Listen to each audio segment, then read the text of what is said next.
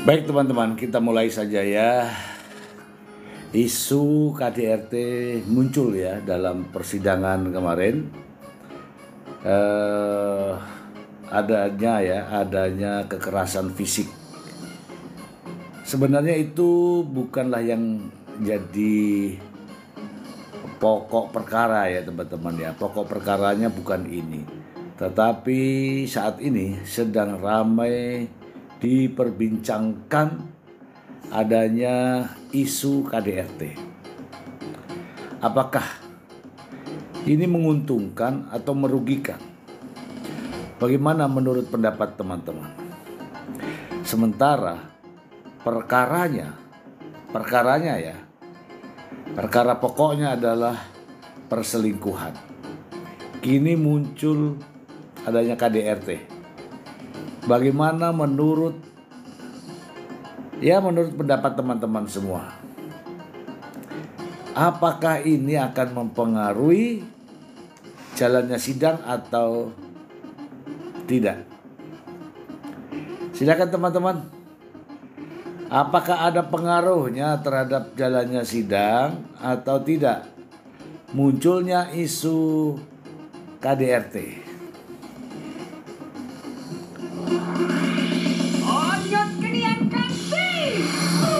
Tap-tap layar ya, tap-tap layar ya.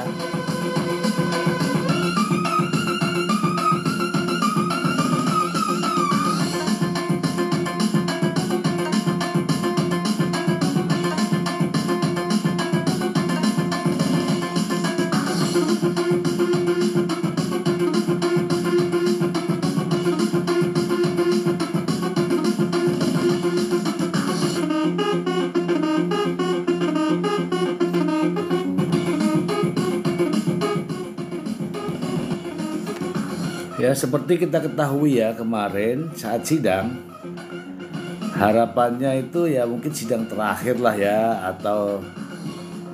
atau mendekati terakhir. Tetapi ketika tiba-tiba muncul isu KDRT sehingga menutupi perkara pokoknya. Perkara pokoknya apa? Perkara pokoknya adalah perselingkuhan. Apakah kira-kira Baim Wong mampu membuktikan tudingan perselingkuhan yang dialamatkan oleh Baim Wong kepada Paula Verhoeven? Bagaimana menurut teman-teman? Munculnya isu KDRT apakah mempengaruhi proses persidangan?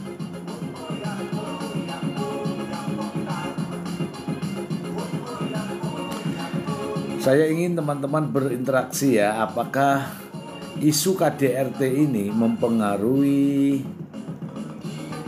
proses perceraian?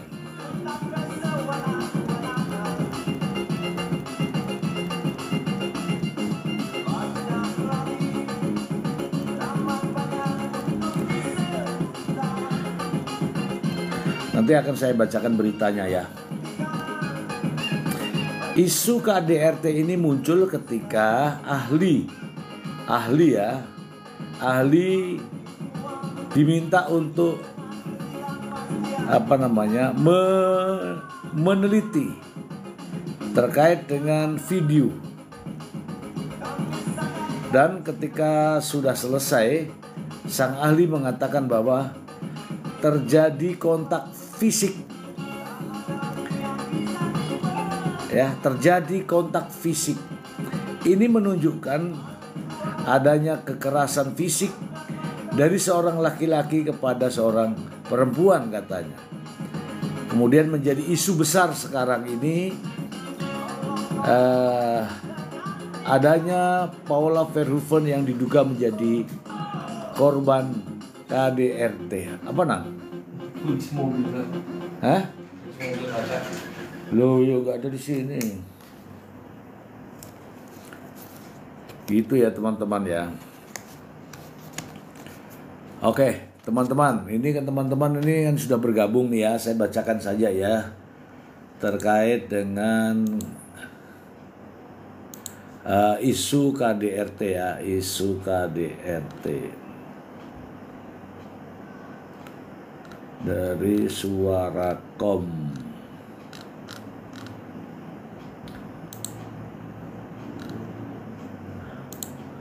Saya bacakan untuk teman-teman semua. Isu Baim Wong idap NPD mencuat. NPD, narsis personal, ya, oke. Buntut Paula Verhoeven diduga jadi korban KDRT. Wow. Isu Baim Wong melakukan tindak kekerasan dalam rumah tangga alias KDRT kepada Paula Verhoeven kian kencang berhembus selepas Abimanyu Wahyu Widayat mengutarakan kesaksian di Pengadilan Agama Jakarta Selatan. Dalam sidang lanjutan perceraian Mbak Imbong dan Paula Verhoeven, Abimanyu bertindak sebagai saksi ahli digital forensik. Dia mengutarakan pendapatnya soal bukti rekaman CCTV. Kalau bahasa telematikanya, kami melihat bahwa itu terjadi suatu kontak kekerasan sampai ada terjadi benturan. Menurut Abimanyu, Paula Verhoeven sampai terpental karena dugaan tindak KDRT. Dia menarasikan detik-detik tindak kekerasan yang dilakukan Mbak Imbong kepada Paula Verhoeven. Pihak wanita sampai terpental karena hal tersebut. Lalu juga ada kontak. Jadi yang pria melakukan sesuatu kepada kepala wanita. Sehingga dengan pergerakan tangan membuat kepala wanita sampai seperti terdorong ke depan. Tutur Abimanyu. Kesaksian Abimanyu soal bukti rekaman CCTV yang membuat dugaan tindak KDRT Mbak Imbong kepada Paula Verhoeven ini viral hingga menyebar luas ke sejumlah akun di Indonesia. Saksi ahli ungkap Paula Verhoeven korban KDRT. Perihal itu sejumlah netizen turut memberikan respon dan komentar yang beragam. Sebagian netizen tampak bersimpati kepada Paula Verhoeven. Kasian banget ya Paula. Oke. Di sini ada tertulis NPD ya, yaitu Narcissistic Personality Disorder. Ini berhembus ya setelah kemarin keduanya melakukan sidang kemarin. Nah, sidang ini adalah yang kesekian sehingga memunculkan isu-isu yang baru. Isu terakhir adalah adanya Mbak Imbong idap NPD dan KDRT. Bagaimana pendapat teman-teman semua? Ayo dong dibantu tap layar.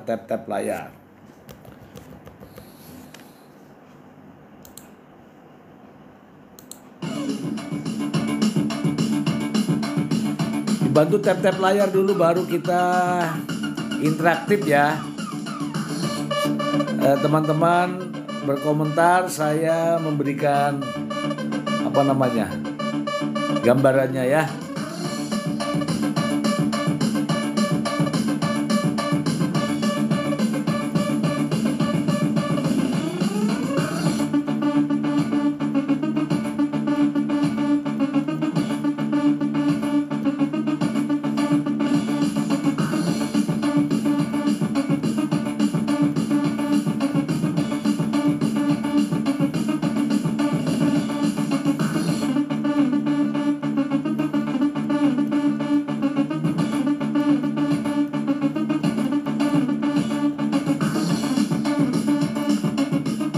Oke teman-teman ya, saya gambarkan saja bahwa yang namanya KDRT ya dalam rumah tangga ya, kekerasan dalam rumah tangga.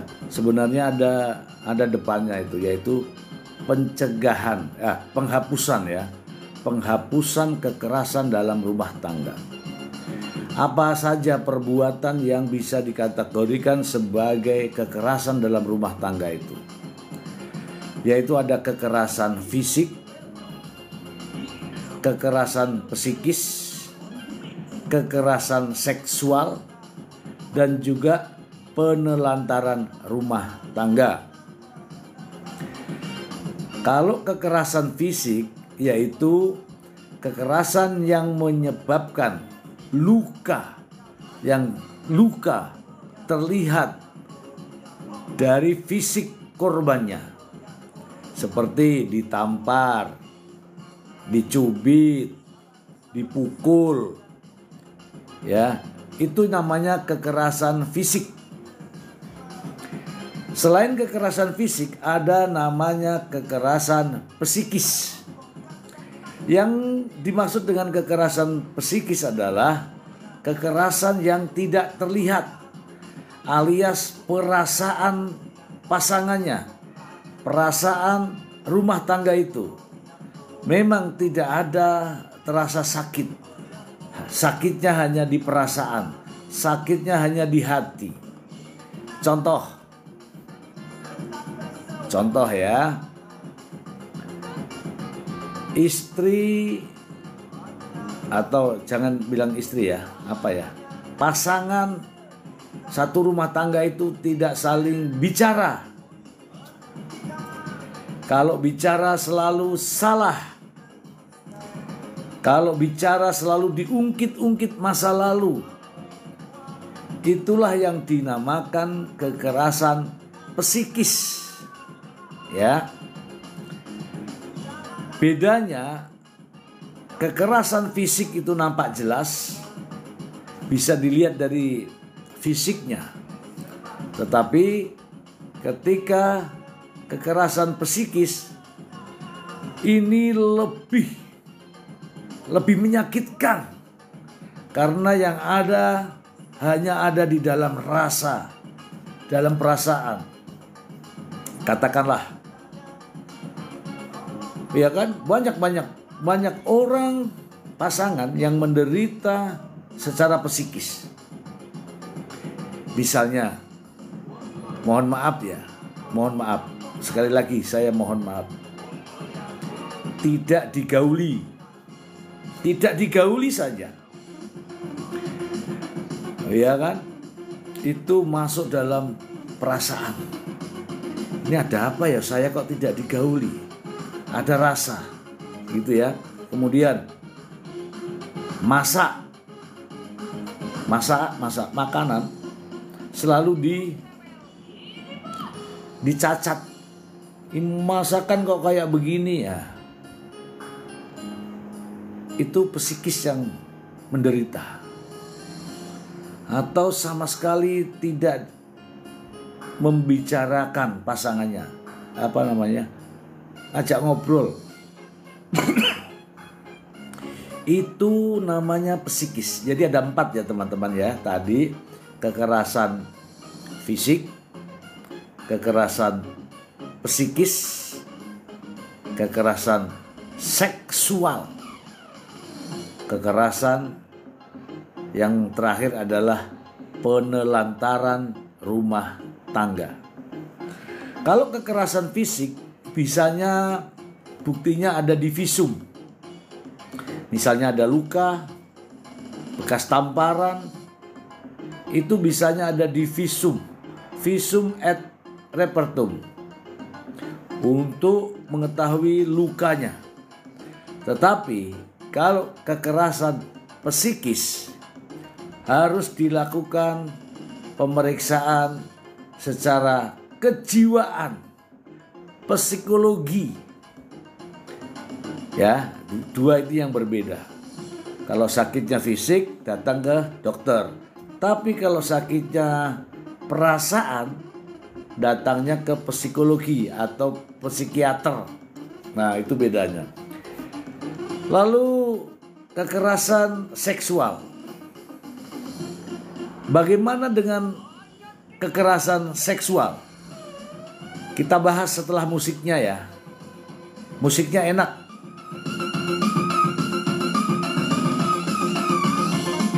Tap-tap layar ya teman-teman ya. Musiknya enak banget.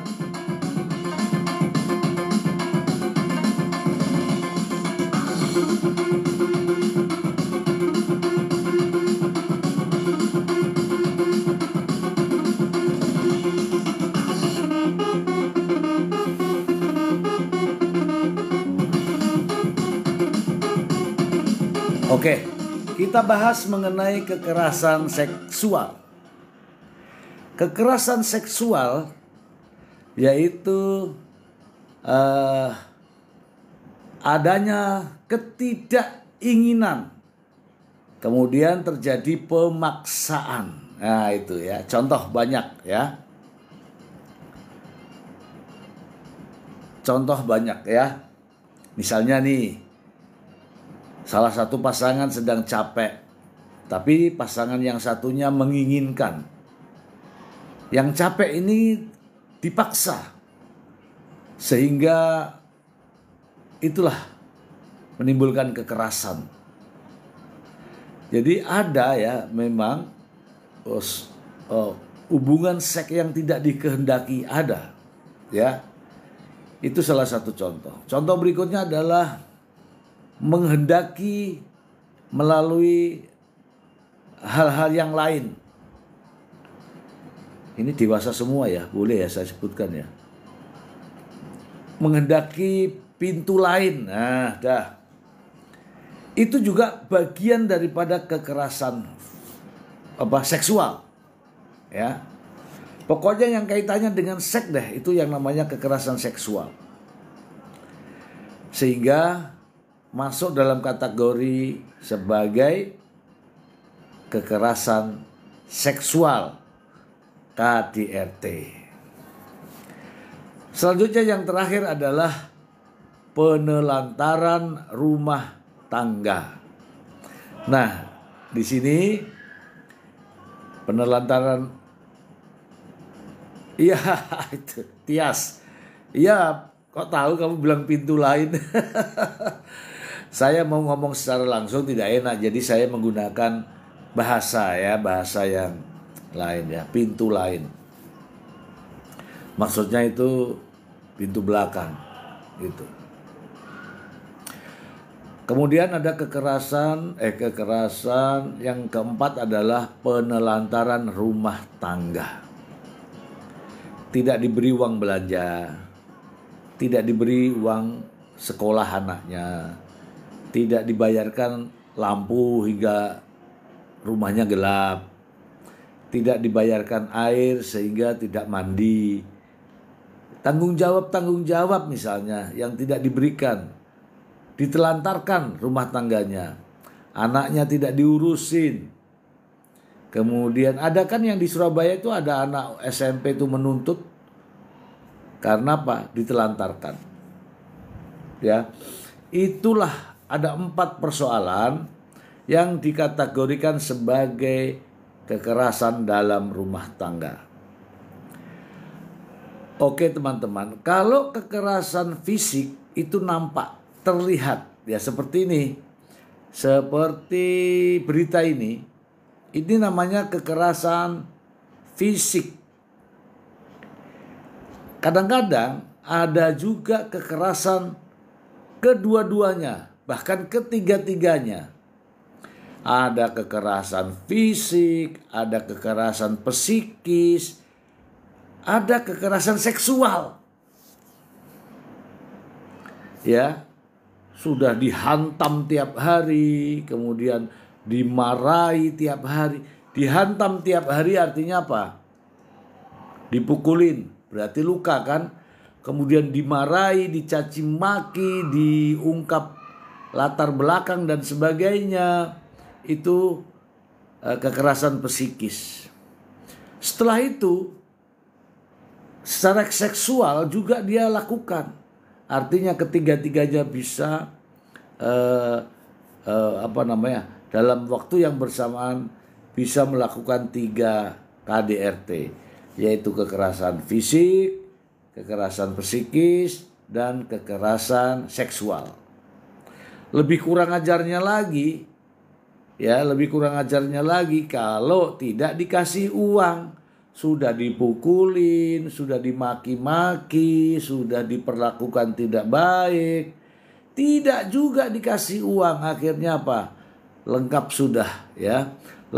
sudah KDRT-nya, yaitu 4-empatnya dialami ya.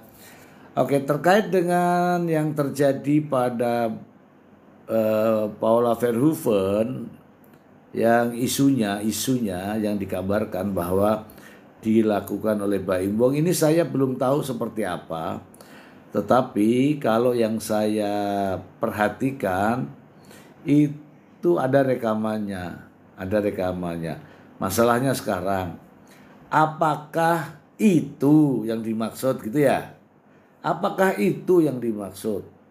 Kalau itu yang dimaksud, itu debatable.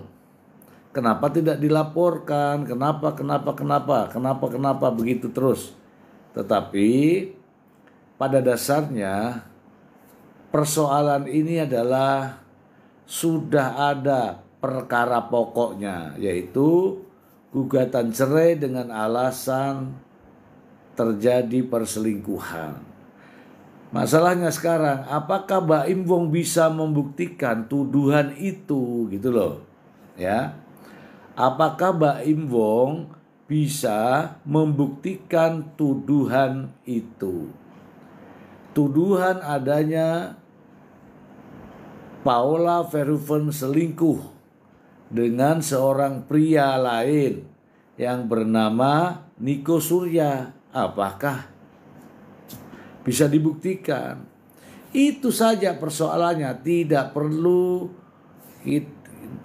Paula Verhoeven tidak perlu terkait dengan KDRT.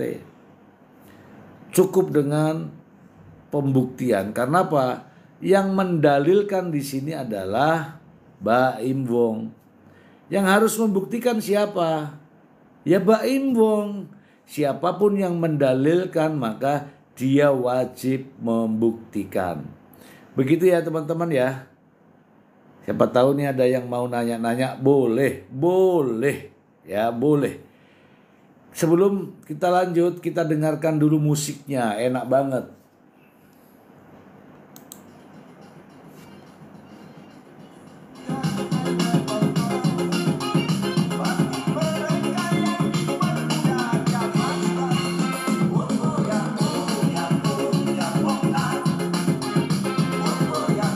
Halo semuanya. Ini mendekati puasa ya. Ayo kita saling menyapa. Ya, kita saling menyapa supaya ya kita mendapatkan pahala ya. Oke ya teman-teman ya. Jangan lupa dong tap-tap layar. Masa 300 orang gak ada yang tap-tap layar? Ayo dong tap-tap layar.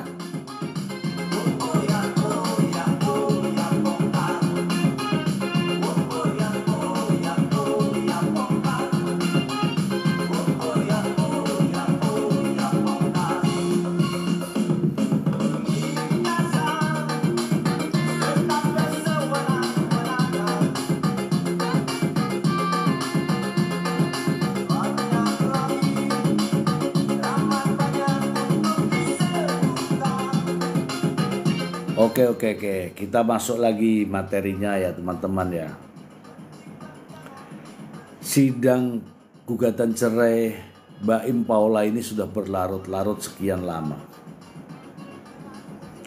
Ya sudah sekian lama. Mulai dari Oktober, November, Desember, Januari, Februari.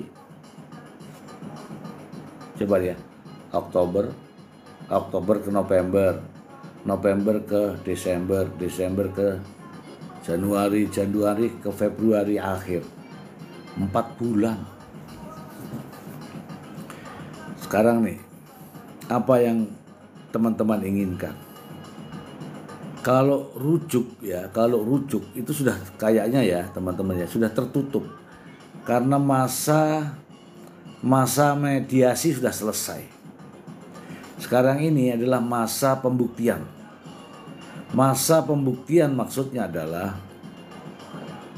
tuduhan-tuduhan itu harus dibuktikan. Yang mendalilkan membawa bukti, yang digugat kesempatan sekarang ini, kalau Paula kesempatan ini, yang digugat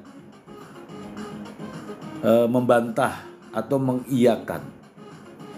Dan ini waktunya memang waktu Paula ini diberikan untuk Paula. Jadi tidak ada waktu lagi untuk Baim Wong. Nanti kalau begitu berulang-ulang terus. Jadi Baim Wong waktunya sudah selesai.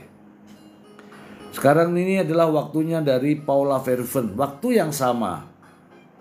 Nah, kesempatan inilah Paula Verhoeven untuk membantahnya. Ya, untuk membantahnya, sehingga setelah ini selesai teman-teman akan ada yang namanya kesimpulan. Teman-teman yang sudah pernah mengikuti sidang ya mungkin tahu ya. Mungkin tidak selama ini kan. Setelah kesimpulan barulah namanya ada putusan. Gitu ya teman-teman ya. Putusan ini nanti, prediksi saya, gugatan cerai akan dikabulkan. Dan akibat dari perceraian adalah terjadinya sengketa antara keduanya, yaitu hak asuh anak.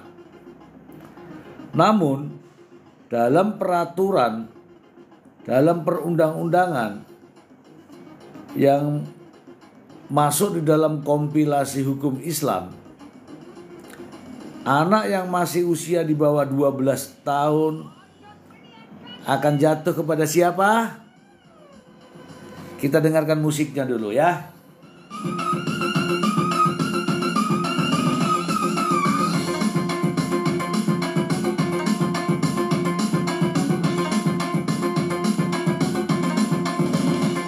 Tap-tap layar dong, masa ada 500 gak ada yang tap-tap layar, Masya Allah. 500 loh gak ada yang tap-tap layar. Wow, 500 loh, masa gak ada yang tap-tap layar. Ala-ala.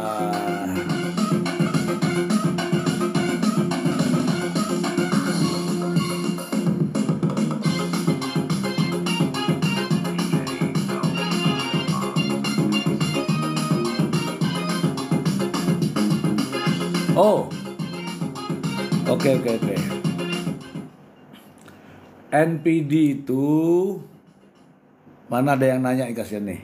Ada yang nanya. NPD itu namanya narcissistic personality ya, disorder ya. Artinya ada angan-angan memiliki kepribadian. Ya, memiliki kepribadian yang pemberontak gitu loh, disorder, ya, kepribadian, ya, memiliki kepribadian yang berbeda. Ini ada Mbak ini bagus nih bertanya, bagus.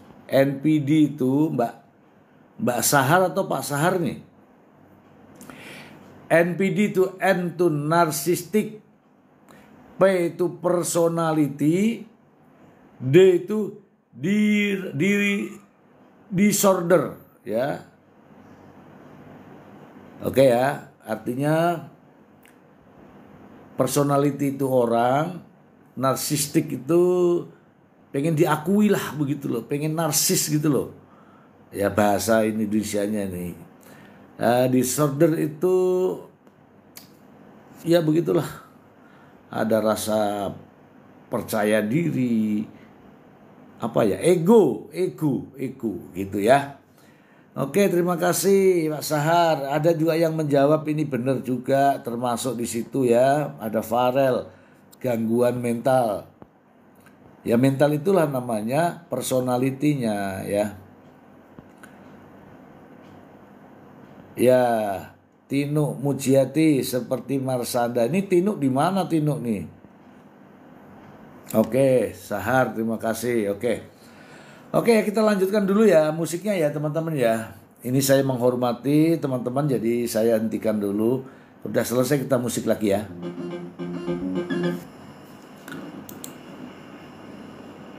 Bagus musiknya soalnya.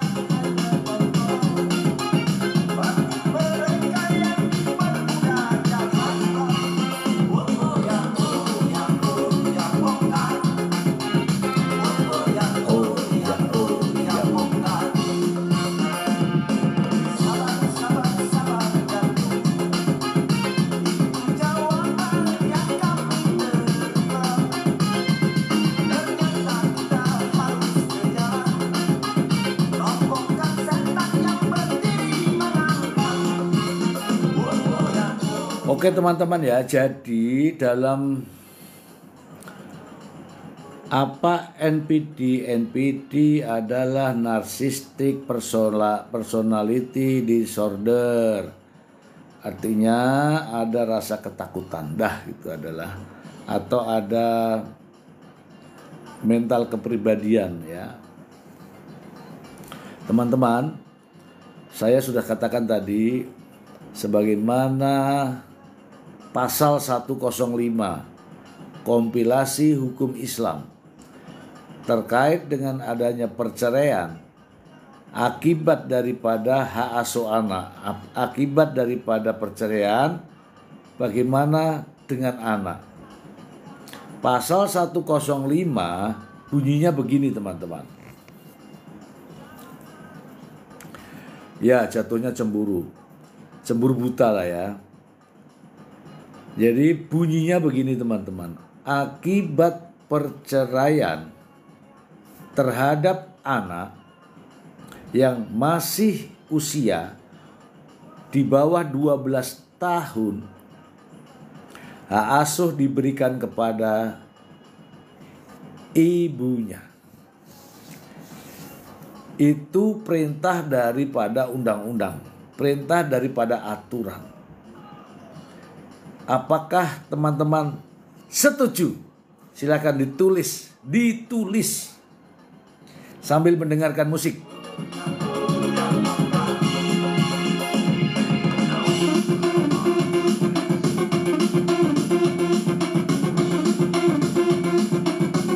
Setuju?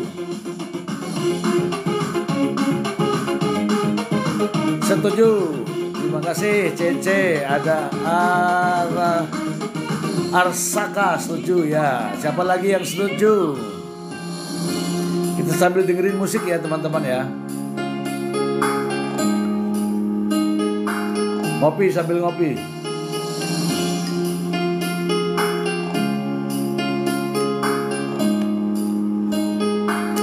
Teni setuju, terima kasih Teni.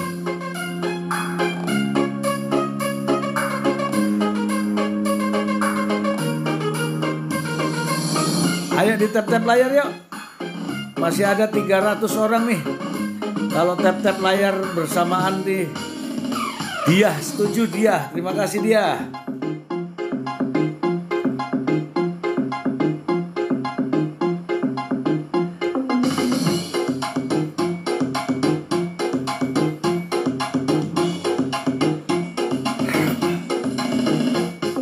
Oke, sekarang udah setuju ya. Ini It's my dream.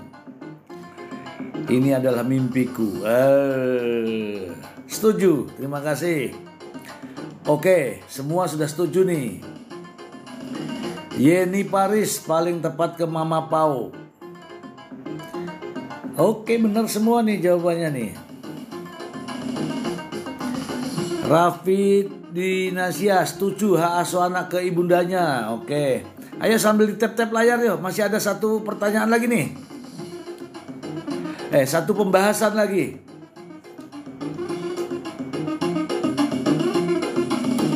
Tap-tap layarnya. Gak usah di gift, gak usah di gift.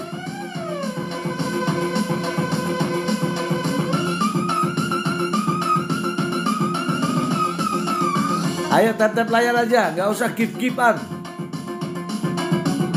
Hak asuh anak ke ibunya dong. Iya.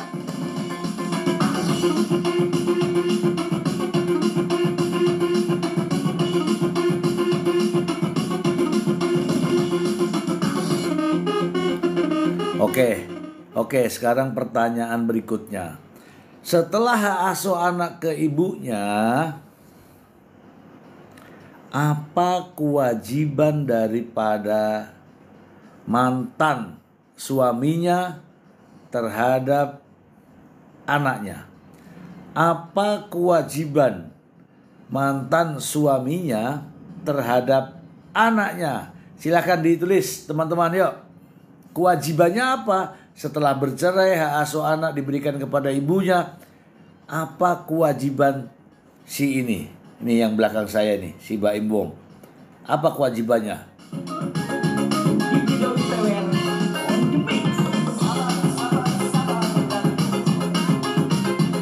Kasih nafkah boleh, nafkah bulanan untuk anaknya boleh. Pas, ayo terus. Memberi nafkah, oke. Jadi cantik.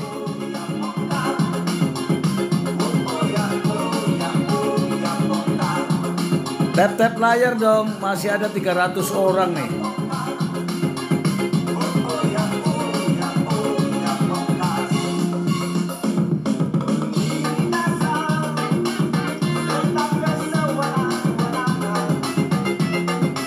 Nafkah bulanan ke anaknya harus, oke. Siapa namanya ini? Nggak ada namanya ini ya.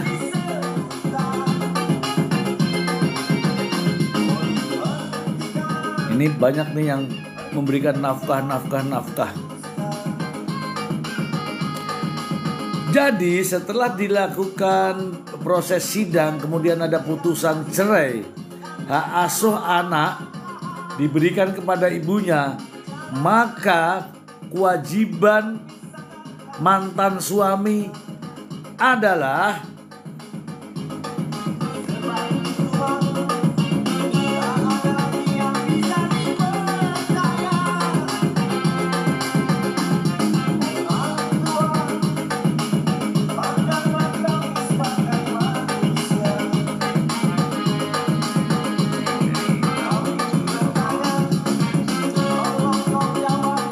dengan cinta.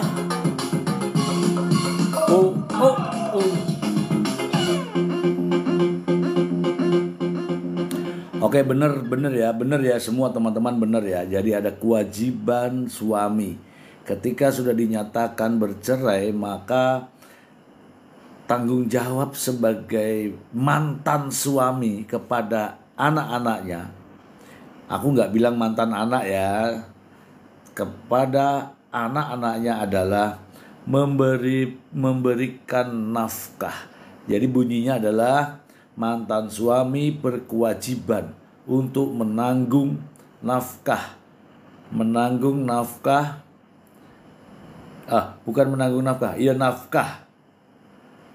Biaya kesehatan, biaya perawatan, biaya sekolah, dan biaya perumahan. Jadi sandang, papan, dan pangan. Apakah teman-teman setuju? Tulis setuju. Loh, lagunya kok habis?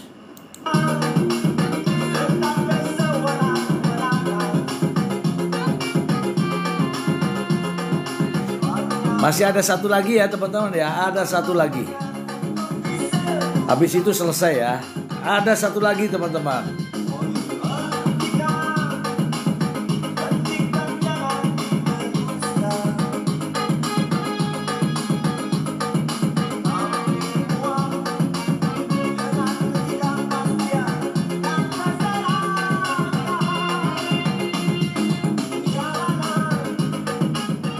Oke ya, sudah setuju ya, disepakati ya bahwa apabila terjadi perceraian, hak asuh anak diberikan kepada ibunya, maka suami atau mantan suaminya bertanggung jawab atas biaya nafkah kepada anak-anaknya ya, nafkah kesehatan, pokoknya perawatan, sekolah, sandang, papan, dan sebagainya. Oke. Kira-kira ini teman-teman, ini tidak dibicarakan dalam sidang. Apa yang harus diterima oleh Paula Verhoeven setelah bercerai dengan Mbak Im Wong? Apa yang harus diterima oleh Paula Verhoeven setelah bercerai dengan Mbak Im Wong? Oke, ini ada hukumnya juga. Silakan diketik teman-teman.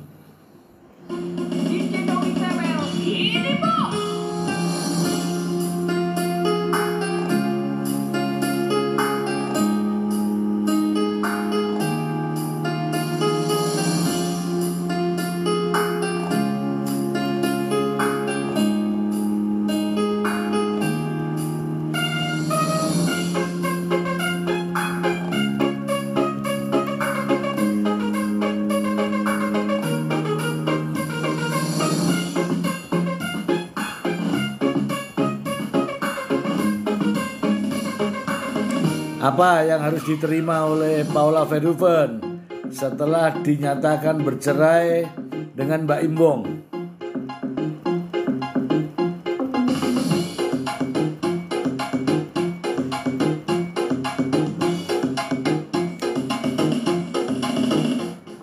Yang harus diterima oleh Paula Verhoeven adalah pembagian harta gono gini.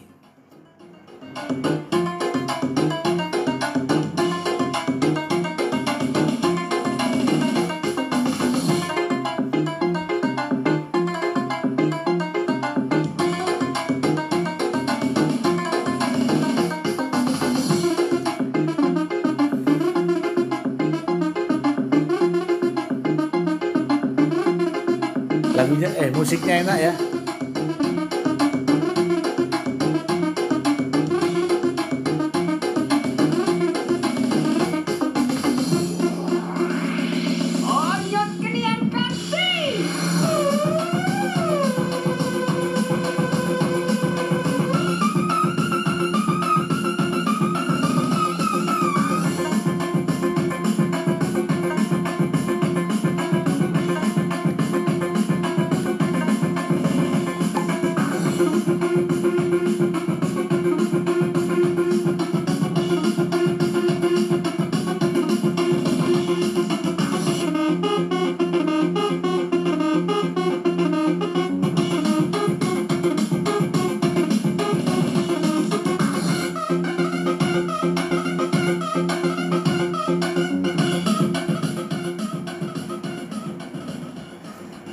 Teman-teman, bagaimana hak daripada Paula setelah dinyatakan bercerai?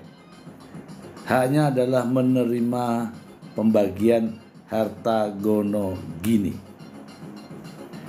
atau istilahnya adalah harta bersama. Dalam kompilasi hukum Islam, pembagian harta gono gini setelah bercerai haruslah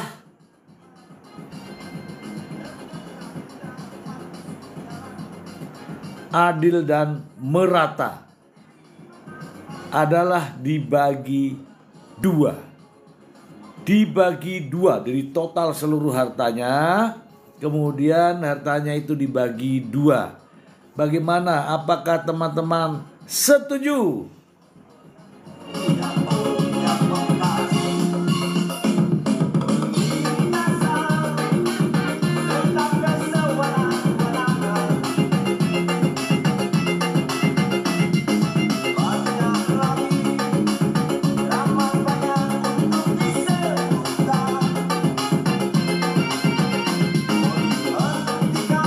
Cicitan setuju ya, Cicitan terima kasih Cicitan. Yang lain mana yang lain? Ayo tap-tap layar juga ayo.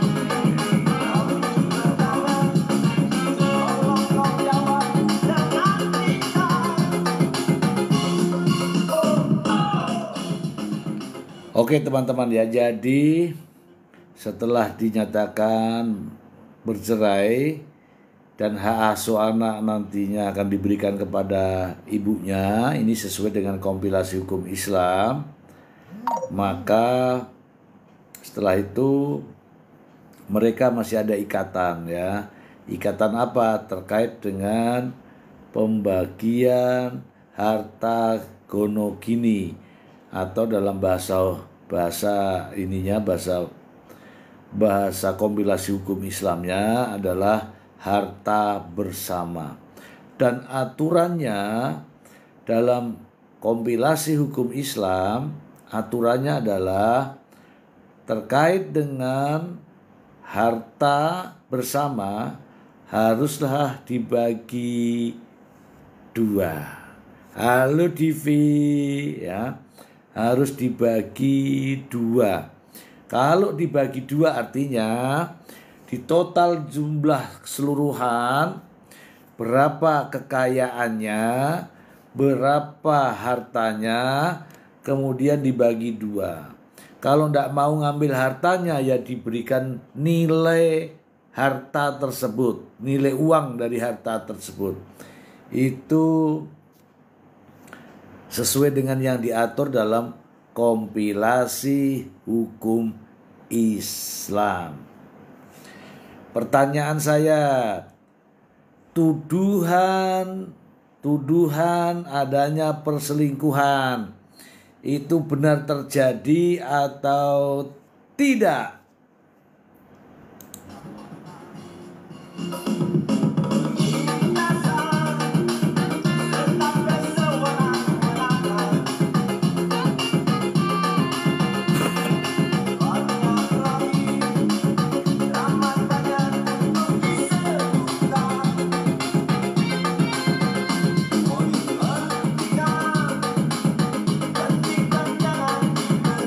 Ayo, masih ada 300 nih.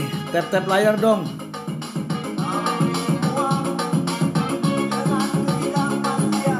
Dan keserakahan.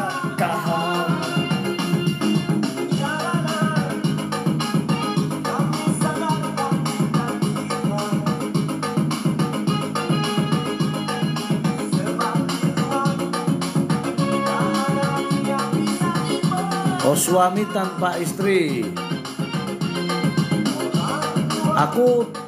Aku tergantung perintah ini.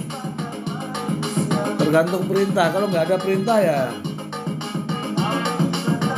teman-teman ini cenderung ke istri atau ke suami. Ini ada suami tanpa istri. Ya, oh, ya bongkar. Oh, ya.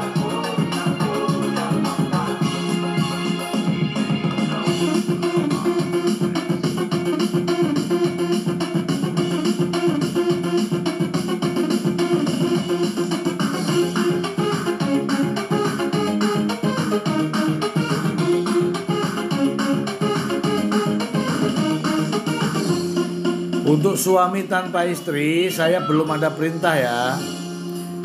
Saya belum ada perintah. Ini kalau nggak salah yang suaminya lari di istrinya yang pergi di Malaysia ini ya. Iya. Betul ya.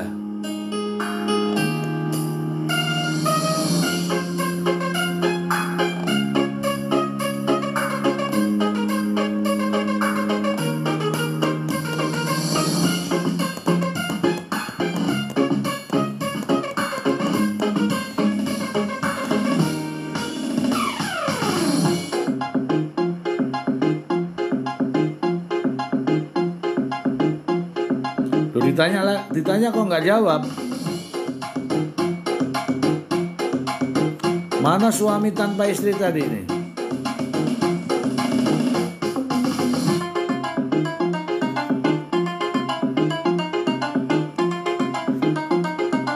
Yang di Malaysia itu kan Mas, ya itu hari katanya nungguin peraturan dari Kepala P2MI, Menteri PMI. Sampai saat ini saya belum ada perintah. Kalau saya bertindak, saya menggunakan dasar apa? Ya kan? Dasar apa? Karena kesana kemari dan sebagainya itu kan harus ada dasarnya. Paham ya?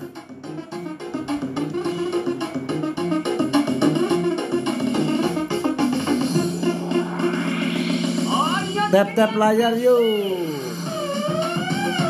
Satu menit lagi berakhir ya teman-teman ya.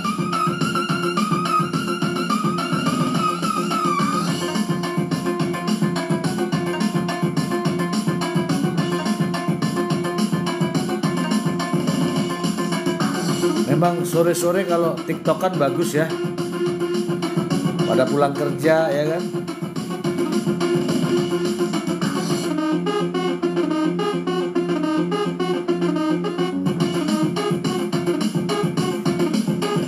Saya kirim ke Paula ya ini ya. Ini ada Paula di sini.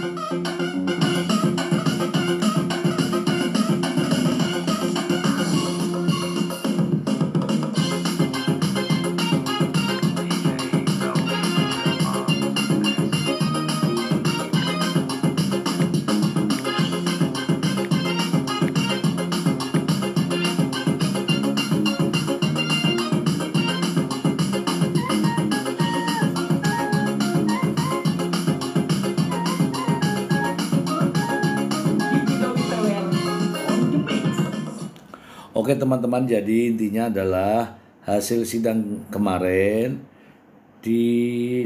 didapati ya ada fakta-fakta baru. Ini munculnya bukan dari siapa-siapa.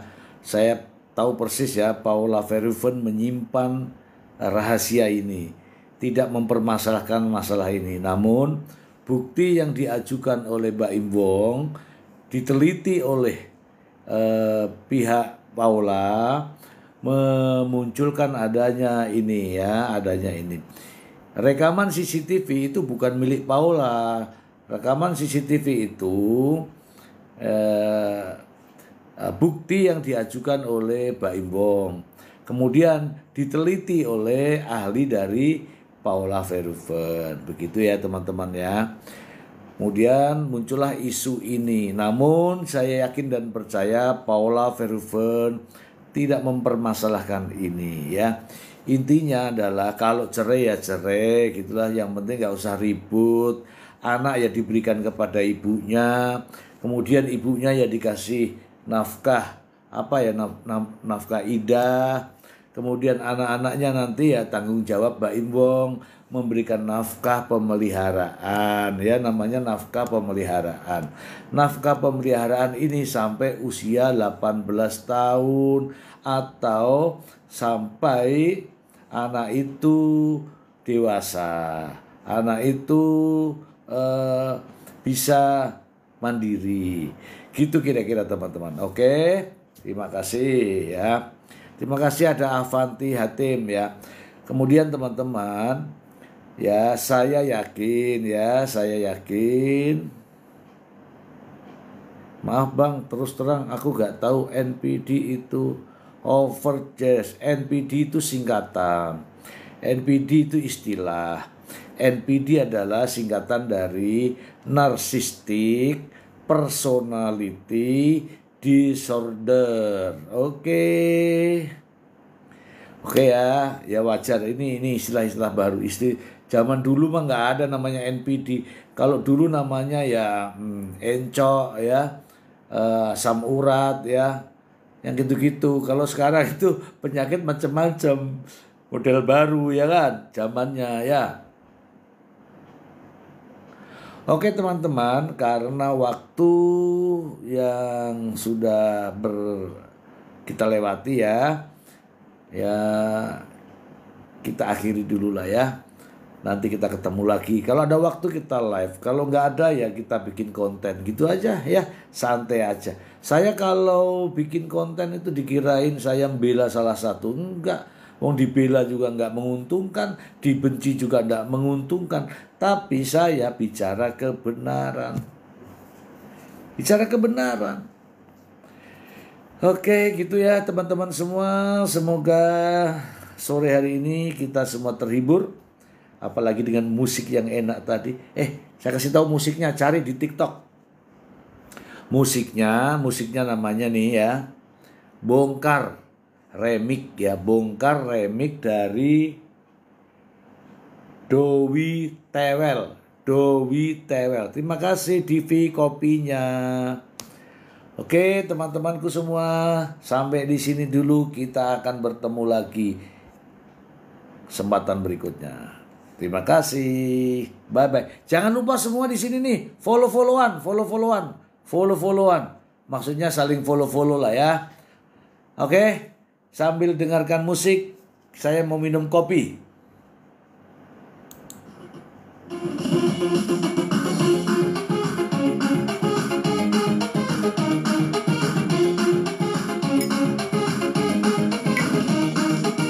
Ini kopi 50.000 harganya.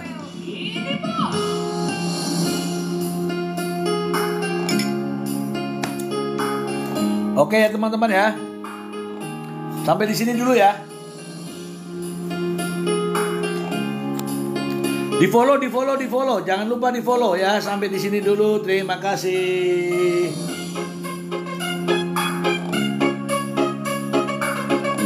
Terima kasih Divi.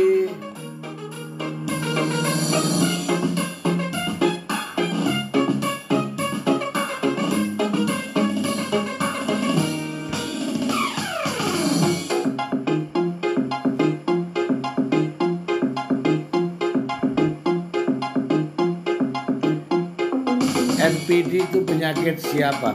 Penyakitnya ini. Penyakitnya orang yang stres.